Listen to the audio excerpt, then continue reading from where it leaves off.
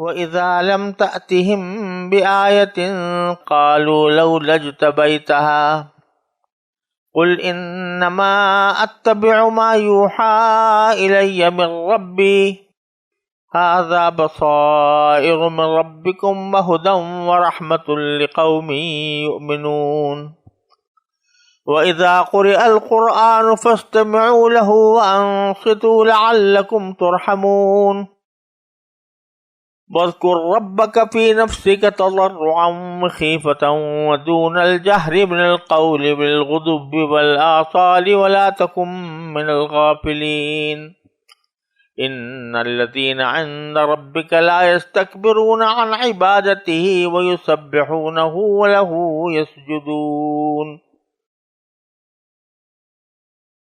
یہ سورہ اعراف کی آخری آیتیں ہیں، 204 سے لے کر 206 تک، جس پر سورہ اعراف مکمل ہو رہی ہے۔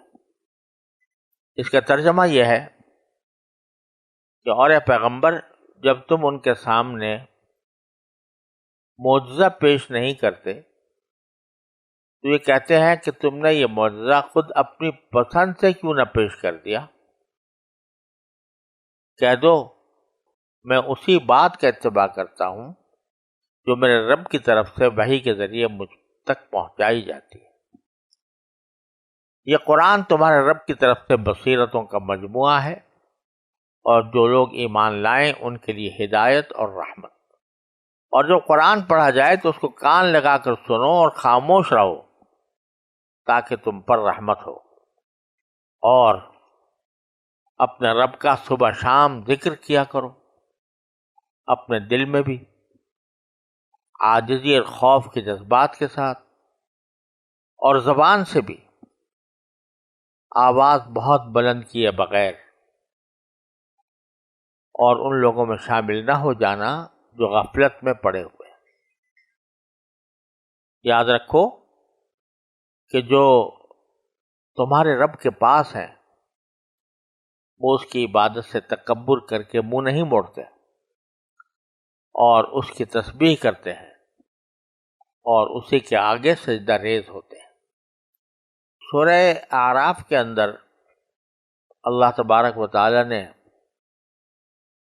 بہت سے انبیاء کرام علیہ السلام کے واقعات بھی بیان فرمائے ہیں، اور ان کے انکار کرنے والوں کا انجام بھی بتایا ہے، اور خود نبی کریم سرور دو عالم صلی اللہ علیہ وسلم جو اہل عرب کو دعوت دے رہے تھے، اس کے مقابلے میں اہل عرب کی طرف سے جو مخالفتیں پیش آ رہی تھیں ان کا بھی ذکر ہے، اور اس میں کیا رویہ آپ کو اختیار کرنا چاہیے اس کی بھی تشریح فرمائی گئی ہے پچھلی آیتوں میں۔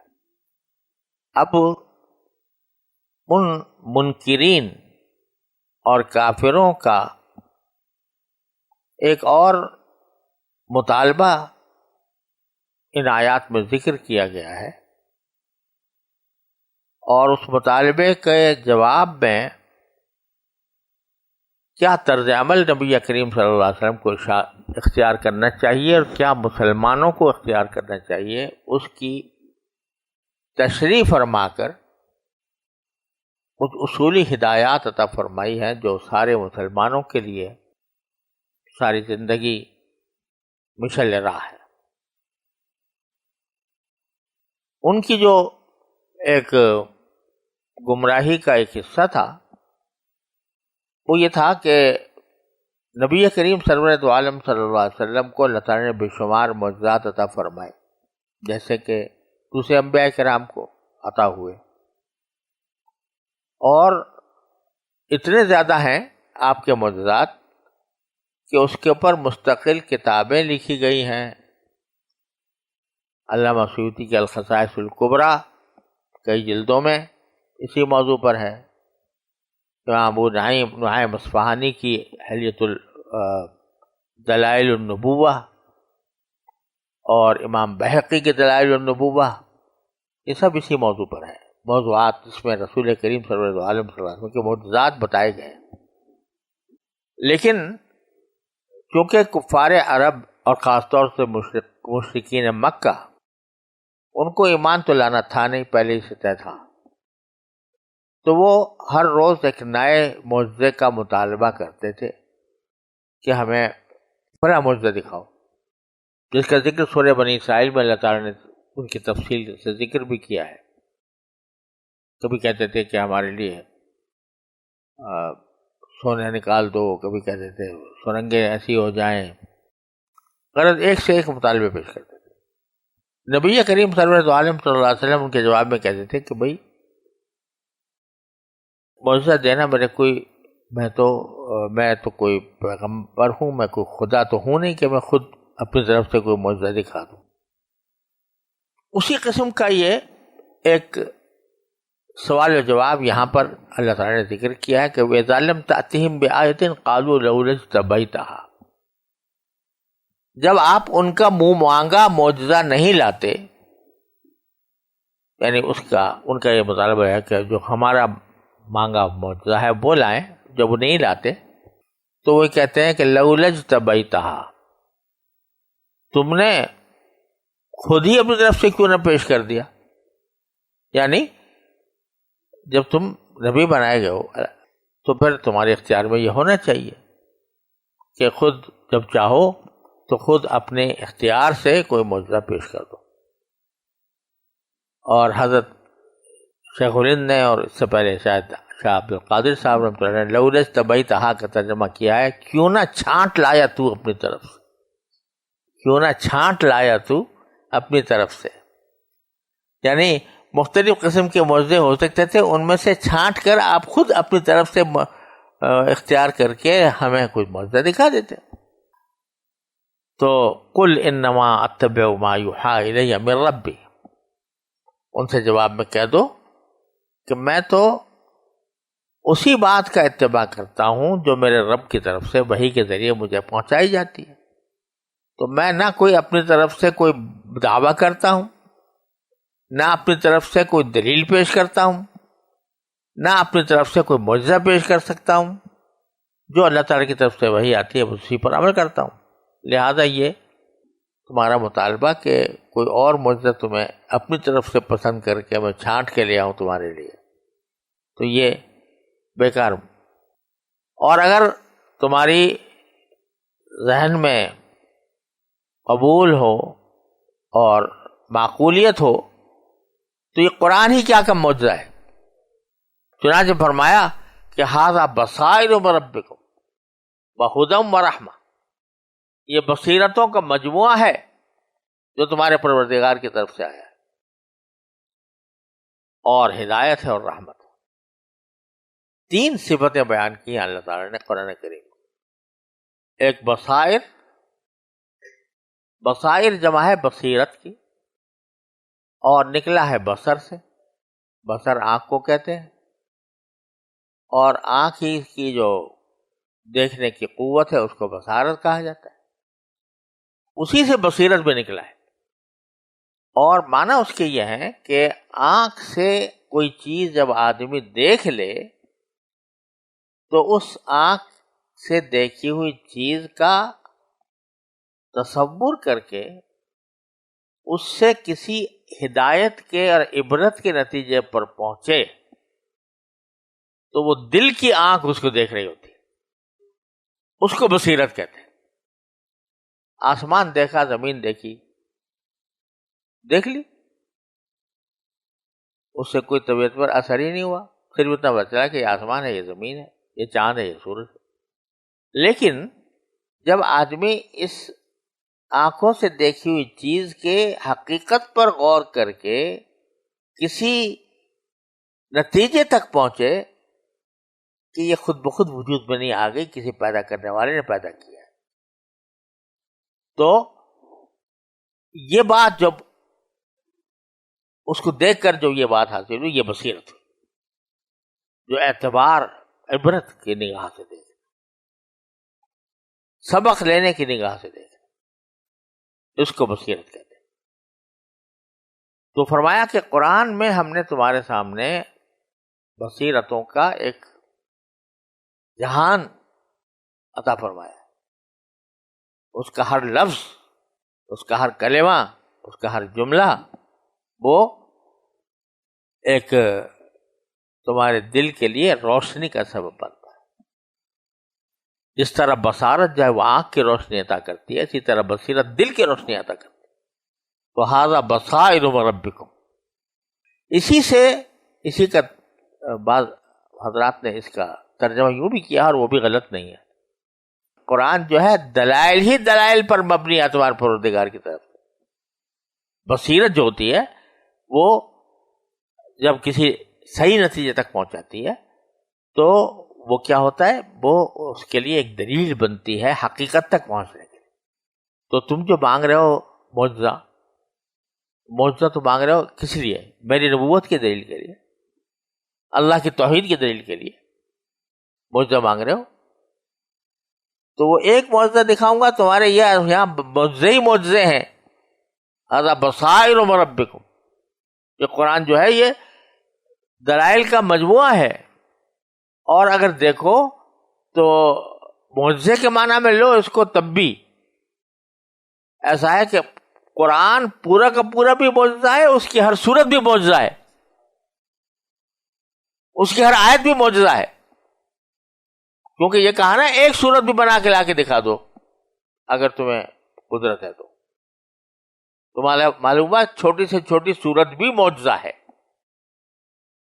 تو تم ایک معجزہ مانگ رہے ہو یا تو معجزوں کا جہان ہے قرآن کے اندر، تو تمہارے پروردگار کی طرف سے ھذا بصائر من ربکم وہدی، اور یہ ہدایت کا سامان ہے کہ اگر تم اس کے ذریعے دیکھو گے اور سوچو گے تو ہدایت ملے گی۔ اب آگے فرماتے ہیں وَرَحْمَةٌ لِقَوْمٍ يُؤْمِنُونَ، اور یہ رحمت ہے ان لوگوں کے لیے لقوم یؤمنون جو ایمان رکھنے والے ہیں۔ ترتیب یوں ہے کہ پہلے دلیل آتی ہے، دلیل کے نتیجے میں آدمی صحیح راستے پر پہنچتا ہے، اور صحیح راستے پر جب پہنچ جاتا ہے تو اللہ تعالیٰ کی طرف سے رحمتیں نازل ہوتی ہیں۔ تو پہلے بصائر یعنی دلائل، اس کا نتیجہ کیا بنا؟ ہدایت، بصائر و ہدی۔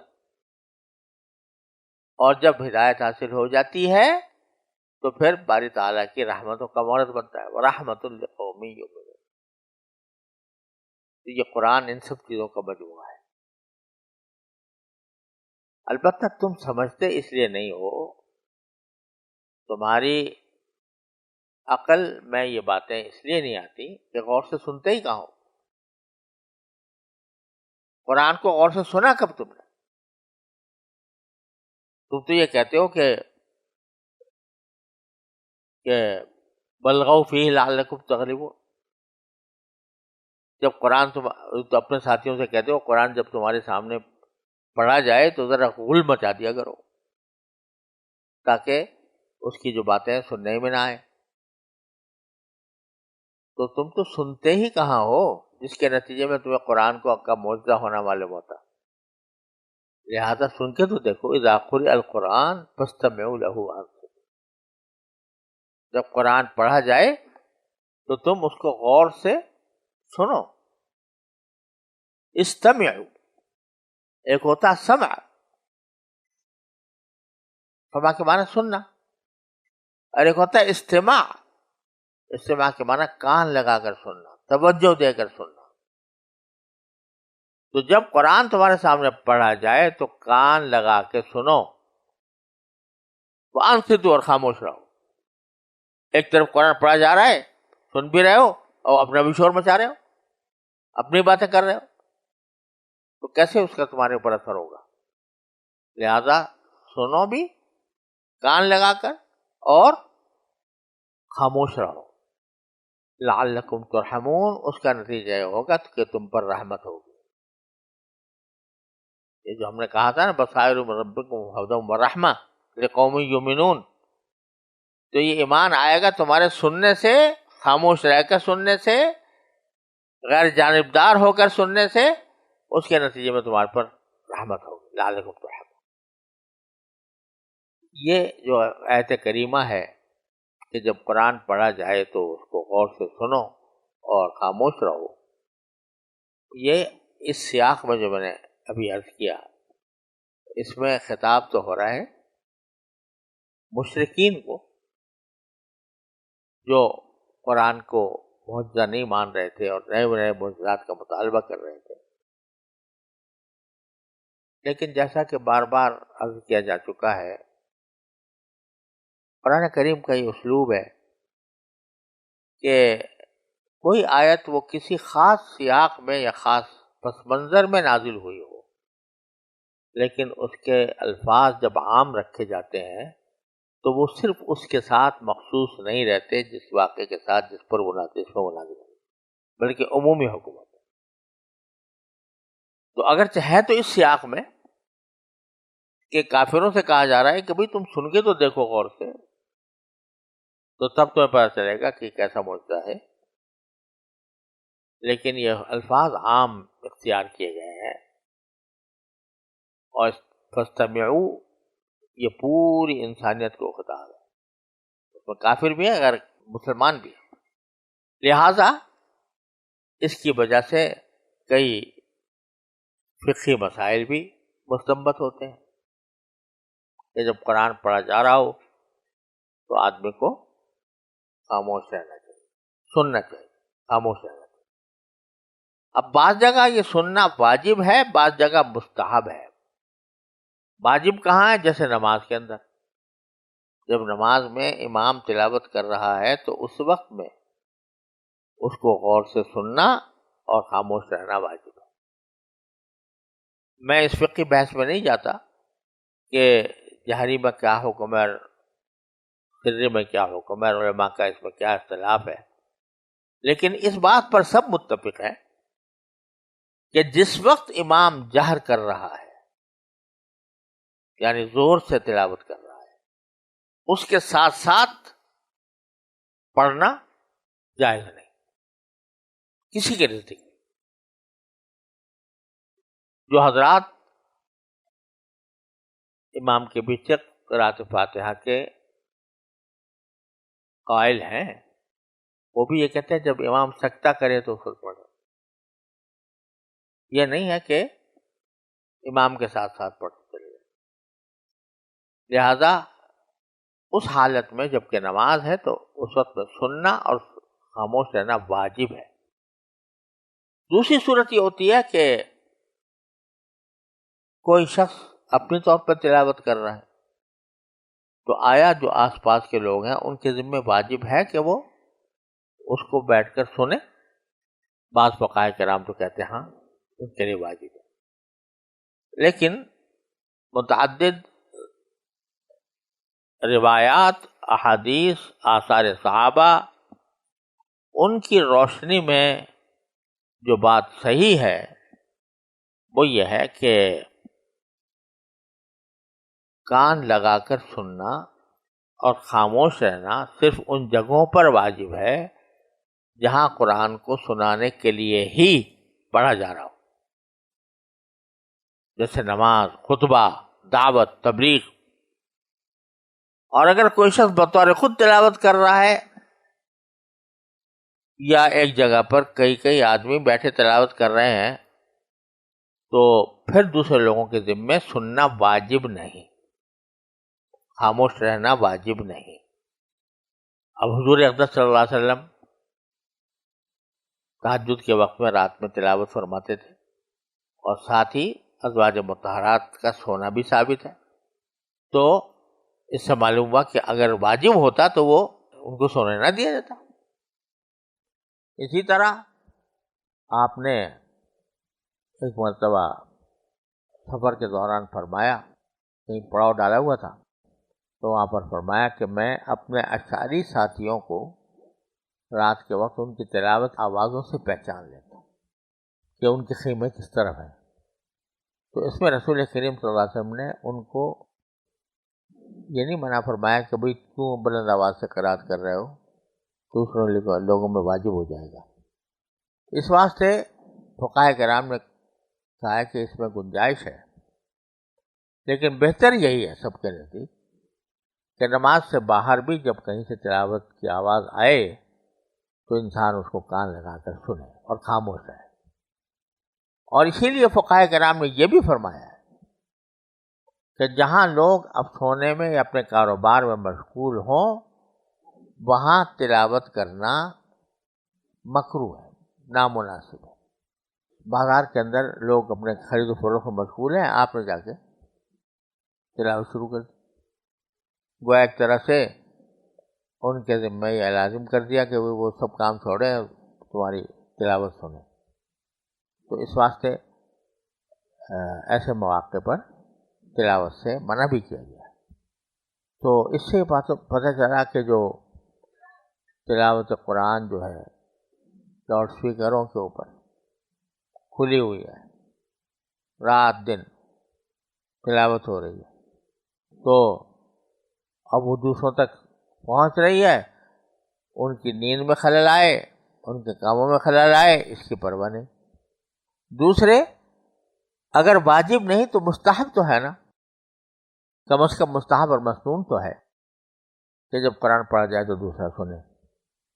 تو آپ کی طرف سے جب تلاوت بلند آواز سے لاؤڈ اسپیکر پر پورے محلے میں اس کی آواز گونج رہی ہے تو ایک طرح سے آپ کی طرف سے مطالبہ ہو گیا کہ لوگ اپنے کاروبار بند کریں، سونے والے جاگ جائیں اور ہماری تلاوت سنیں. اور وہ تلاوت بھی ایسی معمولی تلاوت نہیں، وہ اس میں لہجے اور اس میں قراءات اور مختلف قسم کے اسلوب برتے جاتے ہیں. تو یہ کوئی مناسب طریقہ نہیں ہے، بلکہ بعض صورتوں میں اگر لوگوں کو اس سے تکلیف پہنچے تو گناہ ہے. اب آگے جب یہ باتیں ہو گئیں کہ قرآن سے بصیرت بھی مل گئی، ہدایت بھی مل گئی، اللہ تعالیٰ کی طرف سے رحمت بھی آ گئی، اب تم کیا کرو؟ تو اب یہ کہ وَاذْكُرْ رَبَّكَ فِي نَفْسِكَ خِيفَةً وَاذْكُرْ رَبَّكَ فِي نَفْسِكَ تَضَرُّعًا وَخِيفَةً وَدُونَ الْجَهْرِ من القول. اب کیا ہوا کہ ہدایت تو آ گئی اور تھوڑا بہت اس کے مطابق کام بھی شروع کر دیا اور مسلمان بھی ایمان لے آئے، ان کے اوپر اللہ تعالیٰ کی رحمتوں کا نزول بھی شروع ہو گیا. لیکن اس کی بقا کے لیے ضروری ہے، اس صورتحال کی بقا کے لیے، ایمان کی بقا کے لیے، عمل صالح کے بقا کے لیے، اللہ تعالیٰ کی طرف سے رحمتوں کے نزول کے بقا کے لیے یہ ضروری ہے کہ اپنے پروردگار کو یاد کرو، اپنے پروردگار کا ذکر کرو. فی نفسک، فی نفسک کے دو معنی، ایک یہ کہ دل ہی دل میں کرو چاہے زبان پر حرکت نہ ہو، اور ایک یہ کہ تنہائی میں کرو. یہ دوسرے معنی زیادہ راجح ہے یہاں پر. وَاذْكُرْ رَبَّكَ فِي نَفْسِكَ، کیونکہ آگے آ رہے تضرعاً، عاجزی کے ساتھ. تو عاجزی جو ہوتی ہے وہ زبان سے ذکر کرنے میں ہوتی ہے عام طور پر، اس لیے یہاں پر ذکر فی نفسک سے مراد تنہائی میں. اس سے پتہ چلا کہ ذکر جتنا تنہائی میں ہوگا اتنا ہی اپنا فائدہ دے گا، اور جتنا مجمع میں ہوگا تو اس میں بہت سے خطرات شامل ہو جائیں گے. اگرچہ جائز ہے، بہت سارے مجمع بیٹھ کے ایک ساتھ ذکر کرتا ہے تو جائز تو ہے، لیکن مزہ تو تنہائی میں ہے. وَاذْكُرْ رَبَّكَ فِي نَفْسِكَ، مزہ اس میں ہے کہ بندہ ہو اور اس کا اللہ ہو، تیسرا کوئی سننے والا نہ ہو. میں کیا کر رہا ہوں، کس کو پکار رہا ہوں، کس طرح پکار رہا ہوں، کسی کو پتہ بھی نہ چلے. میان عاشق و معشوق رمزیز کرامن کاتبین راہم خبر نے. تو اس طرح جو ذکر ہوتا ہے اس میں اس کی تاثیر، اس کی لذت، اس کے فوائد اجتماعی ذکر کے مقابلے میں زیادہ ہوتا ہے. شروع میں بعض اوقات ایسا ہوتا ہے کسی کو عادی بنانے کے لیے تھوڑا بہت اجتماع کرا لیا گیا اجتماعی ذکر، لیکن آخر کار تو وہی ہے، مذکر ربک فی نفسک، تنہائی میں کرو اپنے اللہ کو یاد. دوسروں کے سامنے کرو گے کہیں اس میں ریا کا شائبہ آ جائے گا، کہیں نام و نمود کا آ جائے گا، کہیں تعریف پسندی کا آ جائے گا، تو اس کا سارا فائدہ جاتا رہے گا ذکر کا.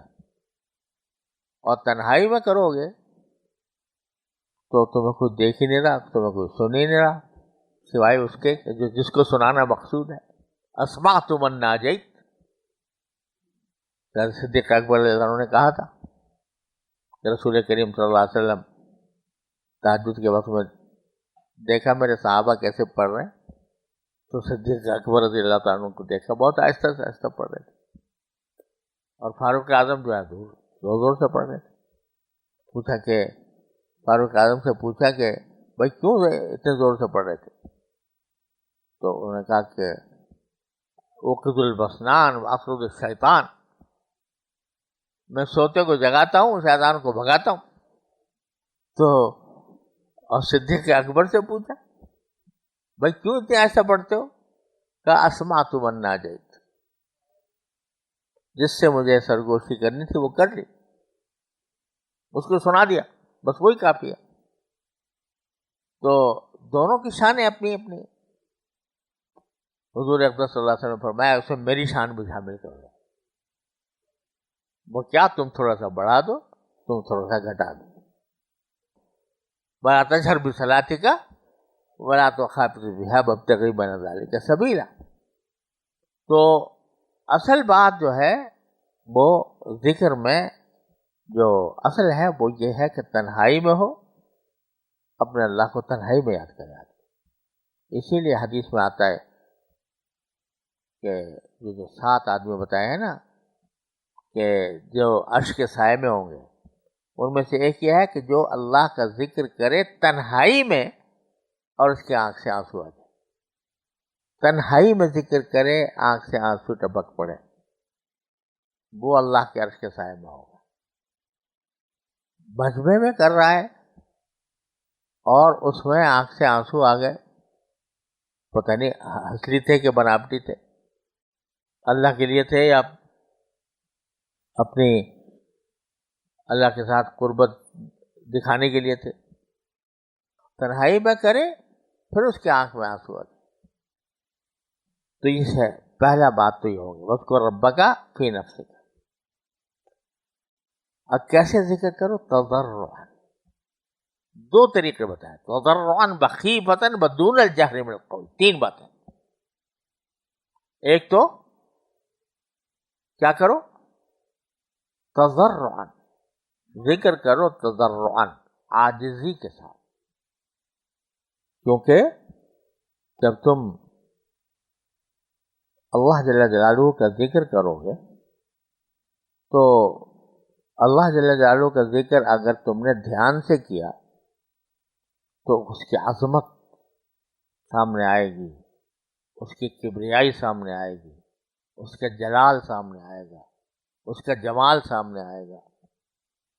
تو جب اس کی عظمت و کبریائی کا تصور کے ساتھ ذکر کر رہے ہو تو پھر جب اپنے آپ کو دیکھو گے اس کبریائی کے مقابلے میں، اس عظمت کے مقابلے میں، اس جلال کے مقابلے میں، اس جمال کے مقابلے میں اپنے آپ کو بے حقیقت نظر آؤ گے. اس بے حقیقت نظر آنے کا نتیجہ یہ ہوگا کہ تضرعاً، اب عاجزی پیدا ہوگی. یا اللہ آپ تو اتنے بڑے ہیں، میں کیا کروں؟ میں کیسے آپ کی ثنا کروں؟ میں کیسے آپ کی حمد کروں؟ میں کیسے آپ کا ذکر کروں؟ تو تضرع جو ہے، ذکر اگر صحیح معنی میں ہو اللہ تبارک و تعالیٰ کا تو تضرع اس کا منطقی نتیجہ ہے عاجزی. وہ کہاں اور میں کہاں؟ میں کس کا ذکر کر رہا ہوں؟ کس جلال و جمال والے کا کر رہا ہوں؟ جس کبریائی والے کا کر رہا ہوں؟ جس عظمت والے کا کر رہا ہوں؟ اور میری حقیقت کیا ہے؟ تو تضرع عاجزی پیدا ہوگی. تو ایک ذکر کی صفت بیان فرمائی، ذکر کرو تضرعاً، عاجزی کے ساتھ. دوسرا بخیفتاً، اور ڈر کے ساتھ. خیفہ جو ہے یہ خوف کے معنی ہے، یعنی عاجزی کے ساتھ خوف بھی۔ خوف کس بات کا؟ خوف اس بات کا کہ میں اس کا ذکر کر رہا ہوں، میں ہوں بھی اس قابل تو اس کا نام لوں، اور اس کے ذکر میں اس کا ذکر جس عظمت کے ساتھ ہونا چاہیے، جس تقدیس کے ساتھ ہونا چاہیے، اور جس خضوع و خشوع کے ساتھ ہونا چاہیے، وہ تو مجھ سے بن نہیں پا رہا، نہ بن پائے گا، لہذا ڈرتا ہوں کہ یہ ذکر قبول ہوگا نہیں ہوگا۔ تو بجائے اس کے کہ ذکر کرنے کے بعد دماغ آسمان پہ پہنچ جائے کہ میں نے تو اتنا ذکر کیا، اللہ کا اتنا ذکر کیا، میں اتنا بڑا ذاکرین میں شامل ہو گیا، اس کے بجائے اس کے دل میں خوف آئے گا کہ یہ ذکر ہوا بھی کہ نہیں ہوا، حق ادا ہوا یا نہیں ہوا، یہ ذکر میرے لیے آخرت کا ذخیرہ بنے گا، یا کہیں ایسا تو نہیں کہ اسی کے ذریعے میں اللہ بچائے کسی گمراہی کے گڑھے میں جا گروں۔ تو وَاذْكُرْ رَبَّكَ فِي نَفْسِكَ تَضَرُّعًا وَخِيفَةً، عاجزی سے گڑ گڑا کر اور خوف کے ساتھ اپنے پروردگار کو تنہائی میں یاد کرو، تنہائی میں اس کا ذکر کرو۔ کیا کیا اس میں اللہ تبارک و تعالیٰ نے ان الفاظ میں کیا کیا معانی پوشیدہ رکھے ہیں، کیا معارف اور کیا اسرار ہیں، وہی جانتے ہیں، لیکن در حقیقت یہ ایمان کا جو خلاصہ ہے، امید اور بین، امید اور خوف، الایمان بین الخوف والرجا، باری تعالیٰ کی رحمت سے امید بھی ہے، اپنے حالات سے خوف بھی ہے کہ پتہ نہیں کیا ہو جائے گا۔ تو ایک تو اس لیے فرمایا تضرع وخیفہ۔ تیسری صفت یہ بیان فرمائی ذکر کی کہ وَدُونَ الْجَهْرِ بِالْقَوْلِ، بہت زیادہ بلند آواز سے نہیں، ذکر بہت اعلیٰ بہت زیادہ زور سے کرنا پسند ہے، منع کر دیا، ویسا مت کرو کہ چیخ پکار کر کے ذکر کرو۔ ایک مرتبہ رسول کریم صلی اللہ علیہ وسلم تشریف لے رہے تھے غزوے میں، تو بعض صحابہ کرام نے تکبیر زور زور سے پڑھنی شروع کر دی، تو آپ نے فرمایا لا تدعون اصم ولا غائبا، تم کسی بہرے کو تو نہیں پکار رہے، کسی ایسی ذات کو تو نہیں پکار رہے جو موجود نہ ہو، جو اتنے چیخ چیخ کے پکار رہے۔ تو ذکر بڑی بہت زیادہ بلند آواز سے صاف صاف کہہ دیا قرآن نے، وَدُونَ الْجَهْرِ مِنَ الْقَوْلِ، بہت زیادہ بلند آواز سے نہ کرو اللہ کا ذکر، درمیانے رہو۔ یہاں یہ بتا دیا کہ جہر بھی جائز تو ہے، یعنی سنی جانے والی آواز سے ذکر کرنا فی نفسی جائز تو ہے، لیکن افضل نہیں ہے۔ افضل کیا ہے؟ آہستہ، اس میں کسی کا اختلاف نہیں کہ ذکر میں افضل ذکر سر ہے، ذکر جہر افضل نہیں، لیکن جائز ہے، اور بعض مرتبہ اس لیے پسندیدہ قرار دیا جاتا ہے کہ بندے کو شروع میں ذکر سے کچھ مناسبت ہو جائے، تو اس وجہ سے لوگ جب تجویز کرتے ہیں کہ بھئی ذرا بلند آواز سے کر لو، لیکن مقصود نہیں ہے بلند آواز، مقصود تو اسمعت من ناجیت وہ ہے کہ میں بس اللہ میں ہوں اور میرا اللہ ہوں۔ تو دون الجہر بالقول بالغدو والآصال، یہ جو ذکر کرو یہ صبح بھی کرو اور شاموں میں بھی کرو، صبح بھی اور شاموں میں، شام نہیں شاموں میں۔ اب اس کے دو مطلب ہو سکتے، ایک تو یہ کہ خاص ان اوقات کی اہمیت بیان کرنے مقصود ہے، کہ یوں تو ذکر ہر وقت ہوتا ہے، لیکن یہ دو وقت ایسے ہیں، ایک صبح کا اور ایک شام کا، جس میں عالم میں انقلاب آ رہا ہوتا ہے. صبح کا وقت ہے، اندھیرے سے روشنی آنے والی ہے، رات سے دن آنے والا ہے، سونے سے جاگنا آنے والا ہے. پرندے بھی سو کر اس وقت اٹھیں گے، چہچہائیں گے، اللہ کی تسبیح کریں گے. تو ایک تو وہ وقت خصوصی اللہ کو ذکر کا، اللہ کے یاد کرنے کا. دوسرا انقلاب شام کو آتا ہے، دن جا رہا ہوتا ہے، رات آ رہی ہوتی ہے، روشنی جا رہی ہوتی ہے، اندھیرا آ رہا ہوتا ہے. جو پرندے ساری زندگی سارے دن اپنے روزی تلاش کرتے ہوئے گزری تھی، وہ آ کے اپنے اپنے ٹھکانوں میں پہنچ جاتے ہیں. خود انسان کی طبیعت جو ہے وہ اب جاگنے کے بجائے سونے کی طرف مائل ہوتی ہے. تو انقلاب آ رہا ہوتا ہے. ایک انقلاب صبح آتا ہے، ایک انقلاب شام آتا ہے. تو ان انقلاب کے مواقع پر خاص طور پر نام یاد ذکر کرو اپنے پروردگار. اور محاورے میں اگر اس کو دیکھا جائے تو یہ دوام پر بھی دلالت کرتا ہے. یعنی جب کہتے ہیں صبح شام یہ کام کر رہا ہے، کیا معنی ہے اس کا؟ ہمیشہ کر رہا ہے، ہر وقت کر رہا ہے. تو اس کے ایک معنی یہ بھی ہے کہ بالغدو والآصال ولا تکن من الغافلین، اور غافلوں میں سے نہ ہونا. کیا مطلب؟ جو اپنے پروردگار کا ذکر نہیں کرتا،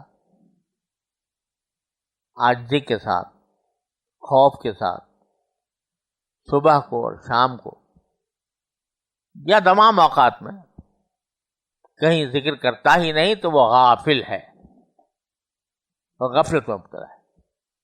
تو ان غافلوں میں شامل نہ ہونا. اور یہ وہی بات ہے جو میں ابھی تھوڑی پیچھے ظہر کے بعد عرض کر رہا تھا کہ عبادتیں اپنی جگہ، جو فرض واجب سنت مستحب جو بھی عبادتیں وہ اپنی جگہ، لیکن عام حالات میں جبکہ اللہ تعالی نے اجازت دی ہے دنیا کے کام کرنے کی، اس میں بھی غفلت نہ ہونی چاہیے. اس لیے کہا گیا ہے کہ کثرت سے ذکر کیا کرو.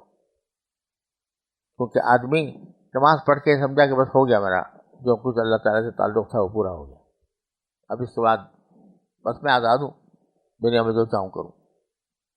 اس کا نام غفلت ہے.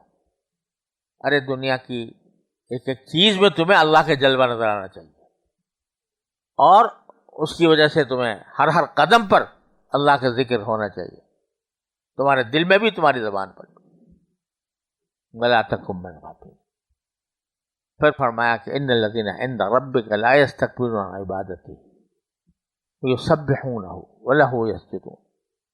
جو لوگ تمہارے پروردگار کے پاس ہیں وہ نہ اس کی عبادت سے تکبر کرتے ہیں، تکبر کر کے منہ نہیں موڑتے اس کی زبان، اور اس کی تسبیح کرتے رہتے ہیں اور اسی کے آگے سجدے کرتے ہیں. عام طور سے تو یہ کہا جاتا ہے کہ اس سے مراد فرشتے ہیں. ان الذین عند ربک، جو تمہارے پاس ہیں، یعنی کون ہے؟ فرشتے. ان کی صفات بیان کی گئی ہے کہ وہ اللہ کی عبادت سے تکبر کر کے اعراض نہیں کرتے اور ہمدم اس کی تسبیح کرتے رہتے ہیں اور اسی کو سجدے کرتے رہتے ہیں. لیکن بہت سے حضرات اہل دل نے یہ فرمایا کہ یہ فرشتوں کے ساتھ مخصوص نہیں ہے، بلکہ جو تمہارے پروردگار کے پاس ہیں، جن کو پروردگار کا قرب حاصل ہے، وہ چاہے فرشتے ہوں چاہے اہل اللہ ہوں، وہ بھی اللہ کے پاس ہیں. فالذین عند ربک، جو تمہارے پروردگار کے پاس ہیں، فرشتے نہیں ہیں، چاہے انسان ہیں، لیکن اپنے ذکر و فکر کے ذریعے، اللہ تعالیٰ کے ساتھ تعلق کے ذریعے وہ ایسے ہیں جیسے پاس بیٹھے ہیں اللہ میاں کے. والذین ان الذین عند ربک، تو ان کا حال بھی یہی ہوتا ہے کہ نہ ان میں تکبر آتا ہے، نہ وہ عبادت سے روگردانی کرتے ہیں، اور اللہ کی تسبیح کرتے رہتے ہیں اور اس کے آگے سجدہ ریز ہوتے رہتے ہیں. یہ ہے منزل بندے کی. جو آخر میں بیان کریں. بندے کی منزل کیا ہے؟